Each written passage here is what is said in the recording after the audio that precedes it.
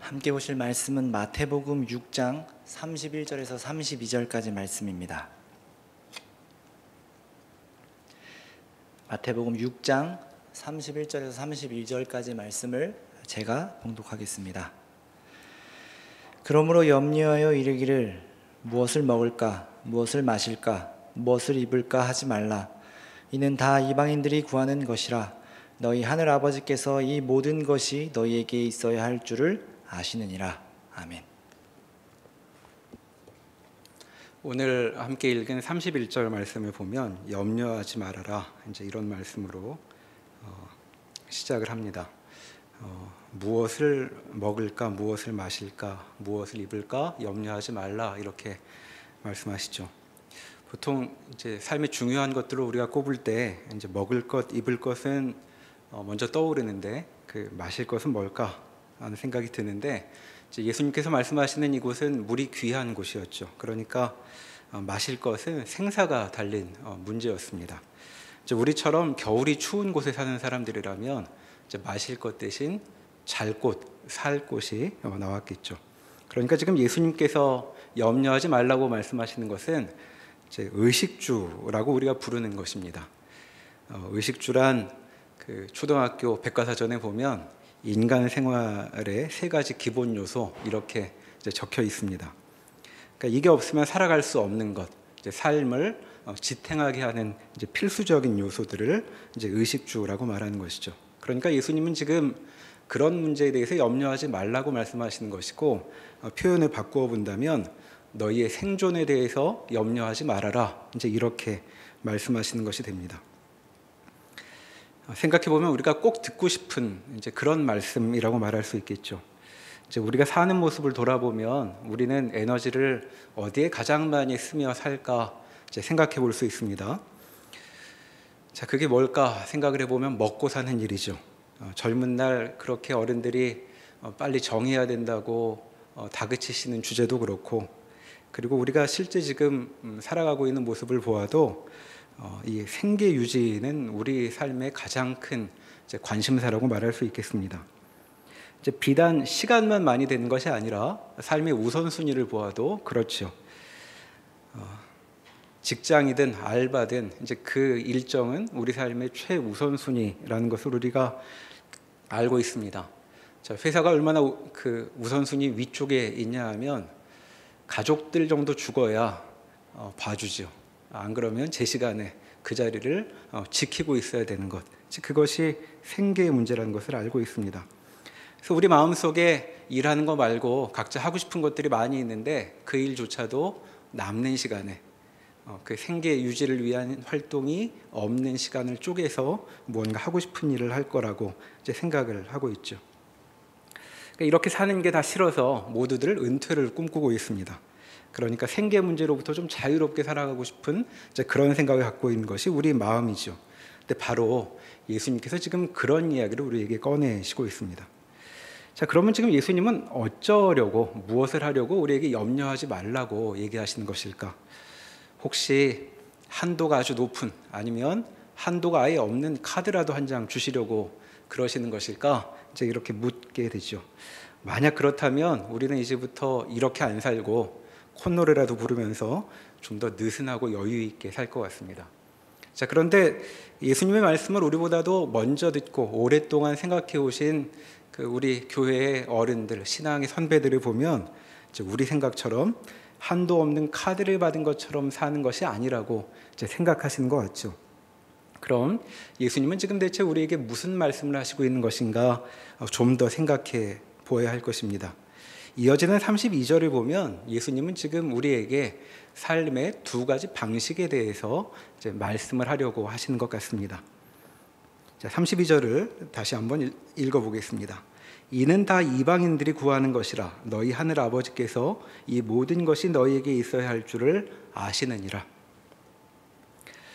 그러니까 여기 지금 예수님께서는 우리 삶을 사로잡고 있는 이 근본적인 문제들, 그러니까 의식주라고 부를 수 있는 그 생존의 문제에 임하는 두 가지 방식의 삶의 태도를 우리에게 보여주고 계십니다. 한쪽은 이제 이방인이라고 불리는 사람들의 삶의 방식이죠. 그리고 또 한쪽은 만약 첫 번째가 이방인들의 방식이라면 이방인이 아닌 사람들의 방식일 텐데 이제 그 사람은 안 나오고 하늘 아버지가 대신 나오고 있습니다. 자, 그러니까 예수님께서 지금 하시는 말씀을 다시 한번 이미지로 그려보자면 이제 우리 앞에 의식주 문제 또는 생계 문제 아니면 삶이 과연 내 삶이 지속될 수는 있을 것인가 하는 문제가 지금 우리 앞에 놓여져 있죠. 그리고 이것은 정말 우리 삶의 근본적인 문제라고 우리는 생각하게 되는 그런 문제가 우리 앞에 놓여 있습니다. 자, 첫 번째 부류는 이 문제에 대해서 어떻게 접근하느냐 하면 그 문제를 직접 상대하여 해결을 추구하는 것이죠. 여기 이방인들이 구하는 것이라는 이 구한다는 말은 추구한다는 말입니다. 영어 성경은 seek라는 그 단어로 번역하고 있죠. 그러니까 이 방식에 따르면 먹을 것, 입을 것, 살 것을 직접 뒤쫓아다녀서 결국은 쟁취하려고 하는 것, 이것이 첫 번째 삶의 방식이라고 말할 수 있겠습니다. 자, 우리가 상식으로 알고 있는 삶의 방법이죠. 누가 우리에게 요즘 무슨 일로 바쁘냐 이렇게 얘기하면 아마 대부분의 분들은 먹고 사는 일로 참 바쁘다 이렇게 얘기할 것입니다. 자, 이렇게 답하는 것이 바로 첫 번째 방식에 따라 살아갈 때 나오는 답인 것이죠. 자, 나는 용돈이 많아서 노느라 바쁘다 이렇게 답할 수 있는 분도 여기는 좀 있겠습니다. 그런데 그분들도 혹시 알바를 한다면 알바 시간 빼고는 그 약속을 안 잡는 걸 보면 대체로 살아가는 방식은 이 첫 번째 방식과 다르지 않다고 말할 수 있겠죠. 자, 우리의 상식입니다. 약속도 그렇게 잡는 법인데, 근데 그러면 우리 상식과 다른 방식도 있단 말인가 하고 우리는 오히려 묻게 되죠.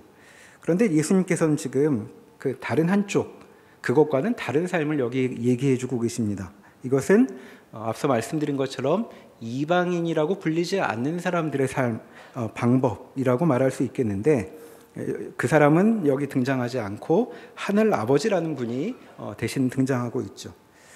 그러니까 이 방식에서는 이 모든 것, 사람들의 삶을 사로잡고 있는 의식주, 생계, 삶의 지속이라는 이 문제를 대면하는 이는 그 사람이 아니라 그의 하늘 아버지라는 분이다라고 말씀하고 있는 것입니다.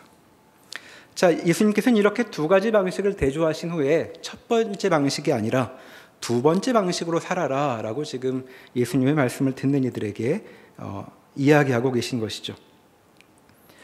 물론 여기에는 이 두 번째 방식으로 살아가는 이들도 있을 것입니다. 아직 부모님들과 사는 청년들이라면 대체로 이쪽에 속한다고 말할 수 있겠죠. 자, 한번 생각해 보십시오. 내가 매일 공과금을 챙기지 않는다거나 또는 카드 결제일도 별로 기억해 본 적이 없다거나 또 먹을거리를 챙기느라 때마다 시장을 보러 다니는 사람이 인지 아닌지 한번 돌아보시죠. 만약 그렇지 않다면, 그런 거 신경 써본 적이 없다면 이 두 번째 부류의 삶에 가깝다고 말할 수 있겠습니다. 바로 이게 난데 이런 것은 우리 아버지가, 어머니가 다 알아서 챙기시고 있는데 이제 이렇게 말할 수 있다는 것이죠. 자, 예수님은 바로 그런 삶에 대해서, 그런 삶으로 우리를 초대하시는 것처럼도 보입니다. 그런데 그렇게 살고 있는 사람도 이 예수님의 말씀을 곰곰이 생각을 해보면 질문이 생기죠. 왜냐하면 우리는 이제껏 배우기를 부모로부터 독립하는 것이야말로 성인이 되는 것이다 라고 그렇게 배워왔기 때문입니다. 자, 나이가 많이 들었는데 나이가 들도록 부모가 뒤치다꺼리를 계속 해주고, 그래서 나이가 제법 되었는데도 삶의 무게를 스스로 감당하지 않으면 미성숙한 채로 남아있다는 것을 우리는 알고 있기 때문입니다. 이런 모양을 이제 피터팬 신드롬이라고도 부르죠. 나이가 들어도 삶에 책임을 지지 않으려고 하는 그런 태도를 일컫는 말입니다. 자, 그러면 예수님은 지금 이 말씀으로 우리를 삶에 책임을 지지 않아도 되는 의존적인 존재로 묶어두려고 하시는 것인가 하고 다시 물어볼 수 있는 것이죠. 자, 이 질문을 마음 한쪽에 남겨두고 일단은 본문 이야기로 다시 돌아가 보겠습니다. 어떻게 상식과도 같은 첫 번째 방식을 무언가 책임 있게 살아가려고 하는 것으로 보이는 첫 번째 모양의 삶의 방식을 예수님은 책망하시는 것인가 하고 묻게 되는 것이죠. 여기에는 먹고 사는 문제보다 더 근본적이라고 할 인간이란 존재가 무엇인가에 대한 예수님의 이제 가르침과 결부되어 있다는 것을 우리가 이 문맥을 통해서 확인하게 됩니다. 31절을 보면 그러므로라는 말씀으로 시작이 되었죠. 그러니까 앞의 이야기를 받아 지금 그렇게 말씀하셨던 것입니다. 그럼 앞에서 무엇이라고 하셨던 것인가? 자, 25절을 보시죠. 제가 읽어보겠습니다. 그러므로 내가 너희에게 이르노니 목숨을 위하여 무엇을 먹을까, 무엇을 마실까, 몸을 위하여 무엇을 입을까 염려하지 말라. 31절에 나왔던 말씀과 거의 비슷하죠. 거의 동일해 보이는데 말씀이 좀 더 이어집니다. 목숨이 음식보다 중하지 아니하며 몸이 의복보다 중하지 아니하냐. 자, 의식주 문제가 여기서도 나오고 있는데 이것들은 여기서 목숨 그리고 몸과 대조되고 있습니다. 자, 목숨은 생명이란 말인데 생명은 마실 것보다 먹을 것보다 중요하다고 말씀하십니다. 또 몸은 입을 것보다 훨씬 중요하다고 말씀하시고 있는 것이죠. 뭘 이렇게 당연해 보이는 이야기를 하시는가 싶은데 사실 우리가 살아가는 모양을 보면 그렇게 당연하지도 않습니다. 자, 우리의 모습을 보면 우리는 멀쩡한 몸을 놔두고도 입을 옷이 없으면 급 우울해집니다. 사는 것 같지 않고. 또 식욕은 어찌나 강한지 몸은 멀쩡히 건강하게 살아갈 수 있는데 몸에 좋지 않다는 걸 알아도 멈추지 않고 계속 먹다가 기분이 나빠지는 그런 경험 우리가 모두가 하고 있죠. 그러니까 우리는 실제 삶을 보면 의식주라고 불리는 것에 압도되곤 하는 것을 보게 됩니다. 자, 의식주란 생계라고 말한다면 이제 생계 문제가, 삶을 유지하는 문제가 우리의 삶을 압도할 때가 많은 것이죠. 자, 그런 우리에게 예수님께서 무슨 말씀을 하시냐 하면 너희를 그렇게 쥐었다 놓았다 하는 그것들은 실제로는 아무것도 아니라고 말씀하시고 있는 것입니다. 아니, 그런 것이 아니라 너희가 훨씬 중요하다, 그렇게 말씀하고 계신 것이죠. 자, 이를테면 이런 말씀입니다. 자, 제대로 된 명품 하나 입어보지도 손목에 걸어보지도 못한 나한테 하나님이 그러시는 것이죠. 그 몇천만 원 한다는 그런 핸드백이 대체 무엇이란 말이냐? 다 치워버려라, 그렇게 말씀하십니다. 왜냐하면 그따위께 내 존재의 빛을 가리고 있기 때문이다, 그렇게 말씀하시는 것이죠. 우리는 우리의 하찮은 모습을 그렇게 좋아 보이는 것들로 가리고 싶습니다. 그리고 별것 아닌 것 같은 인생을 그래도 좀 맛있는 것을 먹으면 괜찮아지는 것처럼 느끼는 것이 우리의 경험이죠. 그런데 하나님께서는, 이 하늘 아버지라는 분은 우리가 그렇게 방패막이로 삼는 것을 걷어내라고, 그건 너무나 하찮은 것이라고 우리에게 말씀하고 계십니다. 근데 지금 예수님께서 하시는 말씀이 겨우 먹는 것, 입는 것에 대한 이야기일까 생각해 보게 되죠. 앞서 보았듯 여기서 말하는 의식주는 우리 삶을 지배하는 것이라고도 말할 수 있겠습니다. 우리의 일상의 삶을 지배하고 통제하고 있는 것들이죠. 그러니까 예수님은 지금 이 말씀을 통해서 우리의 삶을 지배하는 것들을 문제 삼고 계십니다. 우리는 살아가면서 여러 문제에 휘둘려 살고 있죠. 자, 학업이 그렇고 취직이 그렇고 또 결혼도 그렇습니다. 이런 것들이 제대로 자리 잡히지 않으면 우리 삶은 어디선가 망가진 것처럼 느끼고 있습니다. 그래서 이런 일에 어떤 선택을 할 것인가가 정말 우리 마음에 중요한 문제로 남아있죠. 어떻게 학교를 갈 것인가, 어떤 직장에 취직할 것인가, 누구와 결혼할 것인가 하는 것이 우리 인생을 결정하는 것처럼, 아니 운명을 가르는 것처럼도 느껴집니다. 자, 그래서 중요한 선택의 기로마다 어리석은 선택을 하면 안 될 텐데 하고 우리는 긴장하고 있죠. 자, 그러나 돌아보면 우리 선택은 썩 그렇게 좋은 것이 아니었습니다. 그때 정신을 차려야 됐는데 하는 후회가 우리 삶에, 별로 오래 살아보지 못한 사람들에게도 우리 마음에 어렵지 않게 동의되는 공통의 경험이라고 말할 수 있겠죠. 근데 그렇게 어리석은 선택을 하며 삶의 중요한 것들을 그르치기도 한 우리에게 예수님은 이렇게 말씀하시는 것입니다. 그렇게 쪼그라들어 있는 우리에게 아니다. 너희는 그러한 것보다 훨씬 크고 중요하다라고 말씀하고 계신 것이죠. 아니 그따위 것과는 비교할 수도 없다. 더 중요하다. 너희가 누구인지가 하늘아버지의 관심사다 이렇게 말씀하십니다. 그러니까 우리가 그렇게 우리 삶을 결정한 것처럼 중요하게 여겼던 것들, 그런 것에 휘둘려서는 안 된다 이렇게 말씀하고 계신 것이죠. 자, 그런데 우리는 이 말씀이 잘 이해가 되지 않습니다. 왜냐하면 우리가 살아온 방식과 많이 다르기 때문이죠. 그래서 예수님은 여기 친히 비유까지 동원해서 인간 존재의 실상에 대해 알려주고 싶어 하십니다. 26절에 보면 공중의 새가 나오죠. 공중의 새를 보라. 심지도 않고 거두지도 않고 창고에 모아 들이지도 아니하되 너희 하늘 아버지께서 기르시나니 너희는 이것들보다 귀하지 아니하냐. 자, 비유가 또 하나 나옵니다. 28절에 보면 또 너희가 어찌 의복을 위하여 염려하느냐. 들의 백합화가 어떻게 자라는가 생각하여 보라. 수고도 아니하고 길쌈도 아니하느니라. 그러나 내가 너희에게 말하노니 솔로몬의 모든 영광으로도 입은 것이 이 꽃 하나만 갖지 못하였느니라. 오늘 있다가 내일 아궁이에 던져지는 들풀도 하나님이 이렇게 입히시거든 하물며 너희일까 보냐. 믿음이 작은 자들아. 26절에 새가 나옵니다. 자, 새는 먹고 사는 일에 우리처럼 매여 있지 않은데도 잘 산다고 하죠. 자, 오히려 우리는 공중을 날아가는 새들을 보며 우리도 그렇게 자유롭고 싶다고 느낄 때가 많습니다. 28절부터는 들꽃이 나오죠.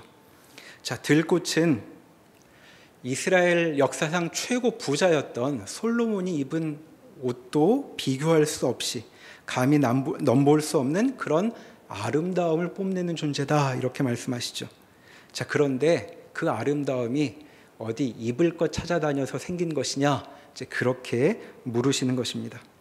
자, 그러면 이와 같은 새의 자유로움이나 들꽃의 아름다움은 어디서 온 것인가? 자, 26절에 새는 아버지께서 기르신다고 말씀하고 있습니다. 그리고 28절에 들꽃은 하나님이 입히신다고 말하고 있죠. 자, 생각해보면 참 좋겠다 싶습니다. 이것들은 회사도 안 다녀도 되고 알바도 안 해도 되고 용돈 때문에 갑갑할 일도 없다고 느껴집니다. 자, 우리는 집에서 먹고 쉬는 개나 고양이를 보면 우리보다 낫구나 그런 생각이 들 때가 종종 있죠. 자, 그래서 우리는 개나 고양이만 봐도 부러워하는 그런 존재들입니다. 자, 그런데 말씀의 요점은 지금 예수님께서 말씀하시려고 하는 것은 새나 들꽃은 그래서 하나님이 입히시니까 참 좋겠다 그런 얘기를 하시는 중이 아니죠. 예수님의 관심사는 그것들이 아닙니다. 26절에 예수님께서 이렇게 말씀하시죠. 너희는 이것들보다 귀하지 아니하냐. 30절에도 하물며 너희일까 보냐. 믿음이 작은 자들아 그렇게 말씀하십니다. 참 말씀의 그 방식으로는 표현으로는 야단치는 것 같지만 지금 예수님의 관심사 그리고 하늘 아버지의 관심사는 우리 눈에 부러운 그러한 것들이 아니라 우리 사람이라고 말씀하고 계시는 것이죠. 자, 그것들도 하나님께 그렇게 사랑받는데 사람에는 비할 바가 못 된다 그렇게 말씀하시고 있는 것입니다. 하나님은 사람을 아버지가 되어주실 만큼 그렇게 귀하게 여기신다고 말씀하고 있는 것이죠. 참으로 귀하고 귀하여서 그 어떤 것으로도 맞수가 될 상대가 없다 그렇게 말씀하고 있는 것입니다. 자, 그런 존재이기 때문에 사람이 그렇게 귀한 존재이기 때문에 31절의 권고로 넘어갔던 것이죠. 자, 여기 31절에 나오는 이방인들이란 누구일까요? 바로 이와 같은 사실, 하늘아버지가 참으로 귀하게 여기신다는 사실을 모르는 사람들, 유념하지 않는 사람들을 이방인이라고 부르고 있는 것입니다. 그래서 이들은 어떻게 사느냐? 먹고 사는 일에 파묻혀 지내고 있죠. 자, 스스로 챙기지 않으면 삶을 지속할 수 있을까 이들은 두려워하고 있습니다. 물론 이들도 꿈이 있고 하고 싶은 일도 많을 것입니다. 그러나 지금은 때가 아니라고 생각하며 살고 있죠. 팔자 좋게 그런 태평한 소리는 할 때가 아니다 하고 먹을 것과 입을 것과 마실 것을 뒤쫓고 있습니다. 자, 사람은 그렇게 일에 쫓겨 살면서도 누구든 이렇게 묻게 될 때가 있죠. 나는 대체 왜 이러고 사는 것일까? 자, 직장 다니시는 분들은 주일 저녁이 되면 이 질문이 또 마음속에 솟아오를 것입니다. 자, 우리가 회사나 알바 시간에 맞춰 출근을 할 때 별로 즐겁지 않은 것은 철이 덜 들어서 아직 인생의 쓴맛을 못 봐서가 아니라 원래부터 하늘아버지의 귀한 자식으로 창조되었기 때문이죠. 그러니까 드라마에 재벌 3세들이 나오는 드라마가 재밌어 보이신다면 이유가 있다는 사실을 오늘 예수님의 말씀을 통해 확인하게 되는 것입니다. 우리가 그런 존재로 태어났기 때문이죠. 자, 그러면 이렇게 귀한 존재들은 대체 어떻게 사는 것인가? 이방인과 다르게 산다는 것은 어떤 것인가? 하는 질문을 하게 됩니다. 32절을 다시 보면 이 모든 것이 너에게 있어야 할 줄을 너희 하늘아버지가 다 아신다고 말씀하셨죠. 자, 이방인들과는 달리 사람들을 그렇게 노심초사하게 하는 의식주 문제는 그의 관심사가 아니라고, 그의 삶의 주제가 아니라고 말씀하고 계십니다. 그 문제는 사람을 어떤 피조물보다도 귀하게 여기시는 하늘아버지가 알아서 하실 것입니다. 왜 그러면 이 문제를 그렇게 그분께서 떠안으려고 하시는 것인가? 자, 우리 존재의 특징 또 한 가지가 27절에 말씀되고 있습니다. 27절을 보시면 너희 중에 누가 염려함으로 그 키를 한 자라도 더할 수 있겠느냐라고 말씀하고 계시죠. 여기 키라는 말은 밑에 각주에 보면 목숨으로 번역할 수도 있다, 이렇게 되어 있습니다. 자, 어느 쪽으로 읽든 뜻은 분명합니다. 우리가 생각을 많이 한다고 해도, 키에 대해서 생각을 많이 한다고 해서 키가 30cm쯤 클 수 있겠느냐, 그렇게 말씀하시는 것이죠. 자, 건강 걱정을 많이 한다고 해서 200살쯤 살 수 있겠느냐, 즉 그렇게 말씀하시는 것입니다. 자, 이것은 우리 인생의 문제들을 방치하라는 말씀이 아닐 것입니다. 건강 같은 건 신경 쓰지 말라는 말씀이 아니죠. 자, 우리가 의식주에 매달리는 것은 목숨과 몸 때문입니다. 그런데 사실 목숨이든 몸이든 우리 뜻대로 통제할 수 있는 것이 아니라는 점을 예수님께서 여기 다시 한번 일깨우고 계시죠. 자, 우리가 뭘 좀 해보겠다고 팔을 걷어붙여도 우리는 아주 작은 것만 바꿀 수 있을 뿐입니다.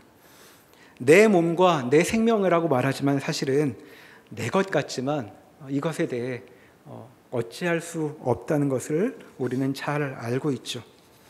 자, 그러니 생명을 부지하겠다는, 뭘 좀 어떻게 해보겠다는 것은 피조물인 인간으로서는 달성할 수 없는 목표라고 말할 수 있겠습니다.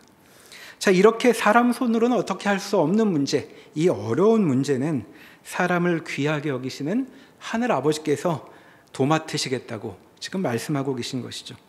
자, 이방인의 문제가 바로 여기서 다시 한번 확인됩니다. 이 사람은 중요한 사실을 오해하고 있습니다. 사람이 제 마음대로 할 수 없는 것을 노심초사하느라 인생을 보내고 있죠. 그러나 하나님은 그런 문제를 인간에게 지울 생각이 없다고 말씀하고 계십니다. 자, 그러면 이방인 같지 않은 사람들은 무엇을 마음에 두고 살아야 하는가? 앞에서 우리가 일단 생각 한쪽에 잠시 미뤄두자고 한 주제가 있었습니다. 자, 예수님이 권하시는 두 번째 삶의 방식이 성인이 되지 않아도 되려고 하는, 자기 인생에 책임을 지지 않으려고 하는 그런 미성숙한 태도와 비슷한 건 아닌가 하는 그런 질문이었죠. 자, 예수님은 우리를 그저 의존적인 존재로 묶어두려고 하시는 것인가 하는 질문이었습니다. 자, 19절부터 그 문제를 다루고 있습니다. 자, 25절을 보면 25절도 앞에 31절처럼 그러므로라는 말로 시작이 되고 있죠. 역시 앞에 나오는 말씀과 함께 읽어야 한다는 뜻입니다. 자, 19절부터 말씀을 읽어보겠습니다. 너희를 위하여 보물을 땅에 쌓아두지 말라. 거기는 좀과 동록이 해하며 도둑이 구멍을 뚫고 도둑질하느니라. 오직 너희를 위하여 보물을 하늘에 쌓아두라. 거기는 좀이나 동록이 해하지 못하며 도둑이 구멍을 뚫지도 못하고 도둑질도 못하느니라. 자, 보물은 땅이 아니라 하늘에 맡겨야 한다고 그렇게 말씀하고 계시죠. 자, 거기라야 안전하다는 것입니다. 자, 우리 시대의 말투로 바꾸자면 하늘이야말로 이자가 제대로 쌓인다. 이제 그렇게 말씀하시는 것처럼 보이죠. 무슨 투자에 대한 이야기를 하시는가 싶습니다. 그러나 지금 예수님께서 이와 같은 선택을 말씀하시는 것은 재산에 대한 이야기를 하려고 하시는 것이 아니죠. 21절에 보면 내 보물이 있는 그곳에는 내 마음도 있느니라 라고 말씀하고 있습니다. 그러니까 지금 예수님께서 하늘과 땅을 거론하시는 이유는 마음 문제 때문입니다. 내 보물이 있는 그곳에 내 마음도 있느니라. 자, 마음이 보물을 따라다니고 있기 때문에 보물이 어디에 있는가가 중요하다는 것이죠. 자, 예수님은 지금 그러니까 우리 마음이 향해야 할 곳은 땅이 아니라 하늘이라고 말씀하고 있는 것입니다. 자, 그럼 땅은 어디이고 하늘은 어디일까? 뒷내용을 참조해 보자면 이방인의 마음이 향하고 있는 것이 땅이라고도 말할 수 있겠죠. 자, 그럼 사람의 마음은 왜 하늘을 향해야 할까? 묻게 되는데 22절과 23절에서 그에 대한 말씀을 이어가고 계십니다. 22절을 보면 눈은 몸의 등불이니 그러므로 내 눈이 성하면 온 몸이 밝을 것이요 눈이 나쁘면 온 몸이 어두울 것이니 그러므로 내게 있는 빛이 어두우면 그 어두움이 얼마나 더하겠느냐. 갑자기 눈과 몸에 대한 이야기를 하시고 눈과 몸의 관계에 대한 이야기를 하십니다. 눈은 몸의 등불이라고 비유되고 있죠.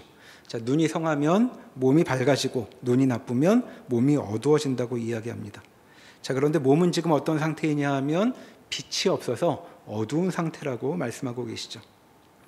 자, 눈은 지금 바깥을 향하는 눈은 바깥에 무엇을 이제 본다는 것 우리가 알고 있죠.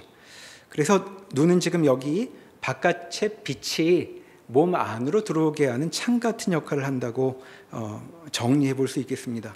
그런데 지금 갑자기 이 이야기를 왜 하시는가? 그것은 몸 얘기를 하려고 하는 것이 아니라 앞에서 말씀하신 마음 이야기를 하기 위한 것이었죠. 그러니까 여기 몸은 마음 상태를 설명하시기 위한 비유라고 말할 수 있겠습니다. 자, 그러니까 인간의 마음은 지금 어두운 상태에 있습니다. 밖에서 빛이 들어와야 밝혀질 수 있는데, 자, 그럼 어디서 빛이 들어올 수 있겠는가 하는 것이죠. 앞에 나와 있는 보물 이야기와 묶어서 읽으면 보물이 하늘에 있으면 눈이 그 보물을 따라 하늘을 향하게 됩니다. 그렇게 하늘을 향하면 그 창으로 마음이 빛이 들어와 마음은 어둠을 벗게 되죠. 그러나 보물이 땅에 있으면 눈은 땅을 바라보게 되고 땅으로부터는 빛이 들어오지 않게 되어 몸은 여전히 어둡게 되는 것입니다. 그러니까 지금 예수님은 사람 마음에 어둠이 물러나고 빛이 들어와야 한다는 이야기를 하고 계신 것이죠. 자, 그러면 어떻게 마음은 밝아질 것인가? 이제 마음의 방향을 두 가지로 대조하십니다. 24절을 보겠습니다. 한 사람이 두 주인을 섬기지 못할 것이니 혹 이를 미워하고 저를 사랑하거나 혹 이를 중히 여기고 저를 경히 여김이라. 너희가 하나님과 재물을 겸하여 섬기지 못하느니라. 자, 한 사람이 두 주인을 섬기지 못할 것이라고 말씀하고 있습니다. 자, 주인을 거론하시는 것을 보면 사람의 상태는 어디인가 매여 있는 모양이죠. 앞에서도 보았듯 사람은 자기 키나 생명을 제 뜻대로 할 수 없는 존재입니다. 무엇 하나 제 마음대로 할 수 없는 존재. 자, 어려운 말로 피조물이라고 합니다. 인간은 피조물이죠. 그러니까 그는 늘 무언가를 의존하게 마련입니다. 자, 의존하는 대상, 그것이 주인인데 크게 두 종류의 주인으로 그가 의지하는 대상을 구분할 수 있다고 말씀하시는 것이죠. 자, 끝부분에 보면 방금 읽었던 절의 끝부분에 너희가 하나님과 재물을 겸하여 섬기지 못하느니라 이렇게 말씀합니다. 자, 재물이 주인이 될 수 있다는 것인데 여기 재물은 돈이란 말입니다. 자, 돈은 무엇할 때 쓰는 것인가? 수단이라고 말할 수 있겠죠. 자, 돈이 있으면 하고 싶은 것, 바라는 것을 살 수 있습니다. 물론 돈은 오묘해서 그 자체가 욕망의 대상이 되기도 하지만 사실 돈은 그 자체 깔고 잘 수 있는 것도 아니고 먹을 수 있는 것도 아니죠. 그러니까 돈은 항상 무언가를 얻기 위한 수단이라는 특징을 우리는 알 수 있습니다. 자, 그렇게 볼 때 여기 말하는 이 재물, 돈은 앞에서 살펴본 의식주처럼 우리 삶을 지탱시키는 수단이라고 말할 수 있겠습니다. 자, 그러니까 여기 두 주인을 섬길 수 없다는 예수님의 말씀은 내가 수단에 의존하여 살 것이냐라고 물으시는 질문이 되는 것이죠. 인간의 궁극적인 선택은 삶을 바라보는, 삶을 위한 선택은 궁극적으로 수단이냐 아니냐라는 갈림길 위에 서 있다는 것이죠. 그러니까 수단이 아닌 것, 그것이 하나님이신 것이고 하나님은 언제나 삶의 목적이라고 불릴 수 있는 분입니다. 그러니까 지금 예수님이 재물이 아니라 하나님을 섬기라고 하시는 것은 수단을 넘어가라라는 말씀이죠. 자, 수단을 궁극적인 것으로 삼아 오해하지 말라는 말씀입니다. 수단이 아니라 그 수단으로 나아가려고 하는 목적에 마음을 두라는 말씀이 되겠습니다. 그러니까 의식주 자체 때문에 염려하지 말라는 말씀은 그것이 필요하지 않기 때문이다 라는 말씀이 아니죠. 그게 필요한 것인지는 하늘 아버지가 다 알고 계신다고 말씀하십니다. 그분이 아신다는 것은 그냥 알기만 하는 것이 아니라 책임지시겠다는 뜻이겠죠. 자, 그러니 삶의 연료와 같은 것에 마음을 두지 말고 진짜 살아보라는 말씀입니다. 자, 운전을 즐거워하는 사람은 운전을 즐기는 법이지 그 주유소를 찾아다니지는 않는 법이죠. 자, 운전을 즐기려고 기름이 필요해 주유소도 만나면 주유소에서 기름을 넣는 법입니다. 그러나 핸들을 잡고 주유소가 어디 있는지 확인하는 것이 운전의 즐거움이라면 참 이상한 일이라고 말할 수 있겠죠. 자, 그러나 우리가 많이들 그렇게 사는 것 같습니다. 학업은 도대체 왜 그리 중요했을까요? 일단 어느 학교든 학교에 입학하고 나면 긴장이 풀립니다. 학교를 다니고 싶었던 것이 아니라 학교만 잡으려면 됐던 것 같습니다. 직장 취업 준비를 하느라 일단 취업을 하고 나면 힘들어 못 다니죠. 결혼 준비하느라 행복한 결혼을 할 틈이 없는 것, 그것이 우리의 어리석음이라고 말할 수 있겠습니다.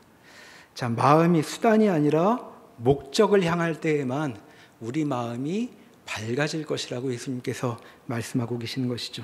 자, 그러니까 하나님이냐 재물이냐를 선택하는 것은 생계를 책임지는 것 정도와는 비교할 수 없는 삶의 근본적인 문제라고 말할 수 있겠습니다.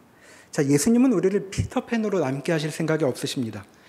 그런데 유아기를 벗어난다는 것이 그저 먹고 살 것 궁리를 하고 책임진다는 정도가 아니라 인생의 가장 근본적인 선택 앞에 우리를 서게 하는 것, 책임 있게 응답하게 하는 것에 예수님의 관심이 있다고 말하는 것이죠.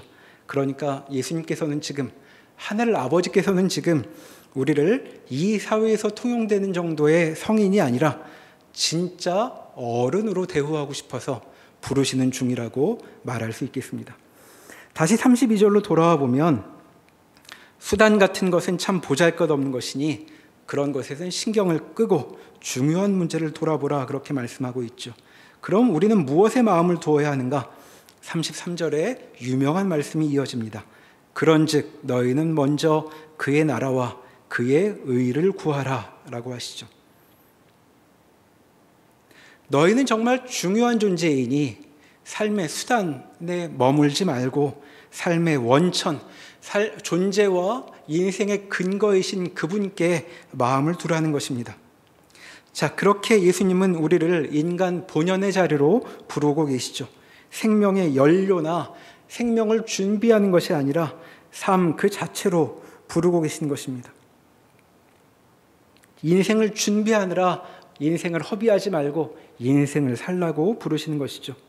자, 사람들은 만들지도 못하면서 꿈꾸고 있는 것, 정말 이 문제만 해결되면 내가 제대로 살아볼 텐데 인생을 제대로 시작할 텐데 같은 그런 문제에 매여 있는데, 그것을 넘어 생명 자체로 나아오라고, 인생을 지금부터 바로 제대로 살아보라고, 진짜 삶을 상대하라고 말씀하고 계신 것이죠. 그러니까 그의 나라와 그의 의는 교회 잘 다녀라, 이 정도의 말씀이 아닙니다. 진짜에게 마음을 주는 것, 우리 마음을 이 생명의 원천이신 근거이신 그분께 돌리는 것이라고 말할 수 있겠죠. 자, 예수님의 말씀은 한 가지를 더 짚고 마무리됩니다. 34절을 읽어보겠습니다. 그러므로 내일 일을 위하여 염려하지 말라. 내일 일은 내일이 염려할 것이요 한날의 괴로움은 그날로 족하니라. 자, 그런데 이 일이 쉽지 않을 것이라고 예수님께서 말씀하고 계시죠.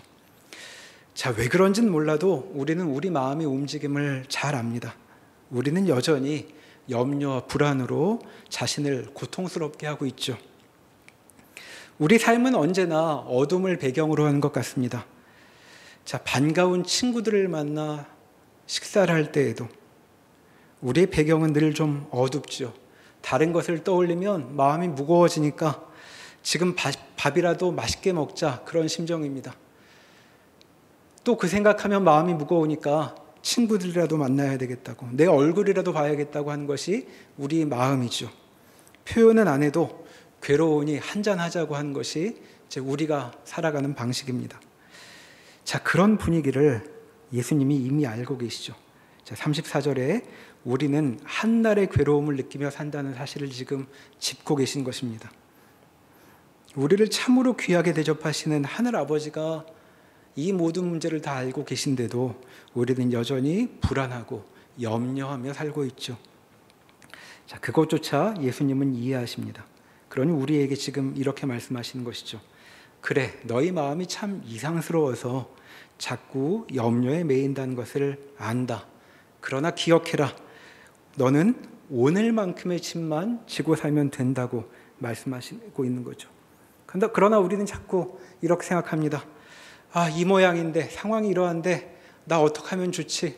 아, 몰라, 친구라도 만나야 되겠다. 지금 그러고 있는 게 우리인데 하늘 아버지께서 말씀하시고 계신 것입니다. 내일 걱정은 내일이나 하라고 해라. 너는 오늘을 살면 된다. 오늘의 무게만 지고 그렇게 삶을 살아가라. 삶 자체와 대면하라고 말씀하고 계신 것이죠. 자, 이것이 예수님께서 여기서 가르치고 계신 삶을 시작하는 첫걸음이라고 말할 수 있겠습니다. 자, 우리는 여전히 불안해하고 두려워할 것입니다. 그러나 미래는 주님께 맡겨도 됩니다. 오늘 하루의 짐만 지고 주와 함께 이 삶을, 주께서 주신 삶을 선물로 여기며 살아갈 수 있는 것이죠.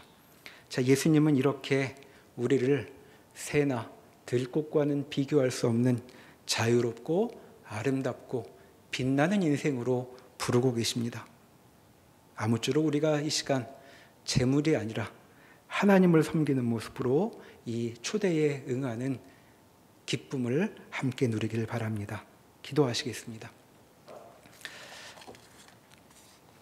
하나님, 저에게 주어진 인생의 무게를 저희는 짊어지며 허덕이고 있습니다. 그 무게가 참으로 무거워 안 살고 싶을 마음도 우리 마음에 종종 떠오르곤 합니다. 그러나 주님께서 우리에게 가르치십니다. 인생은 귀하고 아름다운 것이라고, 우리라는 존재는 그렇게 빛나게 살라고 부름받았다고 저에게 말씀하십니다.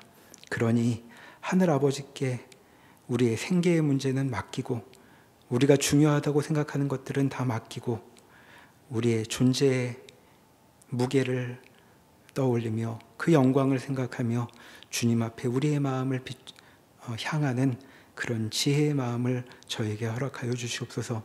그리하여 세상에 많은 사람들이 사는 것이 짐이라고 괴로움이라고 소리치는 이 세상 가운데 우리에게 주어진 생명을 감사와 기쁨으로, 은총으로 받아들이며 살아가는 놀라운 경험을 저희 가운데 열어주시옵소서. 예수님의 이름으로 기도합니다. 아멘.